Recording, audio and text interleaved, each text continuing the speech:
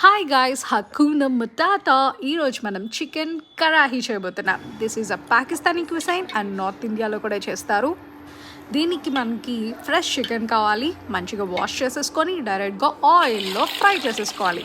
ఎప్పటి వరకు పీస్ సాఫ్ట్గా అయ్యే వరకు అనమాట.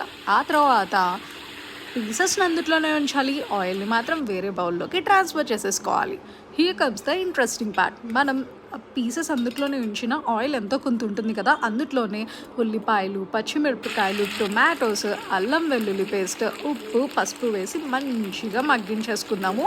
మీడియం ఫ్లేమ్లో పెట్టి మూత పెట్టేసేయాలన్నమాట. అంతే. అసలు కరాహీ డిష్లో వితౌట్ ఆనియన్స్ చేస్తారు, అదే స్పెషాలిటీ. టొమాటోస్ మాత్రం 500 గ్రామ్స్ చికెన్లోకి ఈజీగా 6 వేసేస్తారు. కానీ నేను మాత్రం అట్లా కాదు, ఆనియన్స్ యాడ్ చేశాను, 2 టొమాటోస్ యాడ్ చేసి. కావాల్సిన వాళ్ళు ఓన్లీ టొమాటోస్తో కూడా చేసుకోవచ్చు. ఆ తర్వాత మూత తీసిన తర్వాత మగ్గిన చికెన్లోకి chicken masala and salt add చేయాలి. చిల్లీ పౌడర్ అసలే యాడ్ చేయకూడదు. అంతే, డిష్ రెడీ అయిపోయింది. నేను బగారా రైస్తో సర్వ్ చేసుకున్నాను.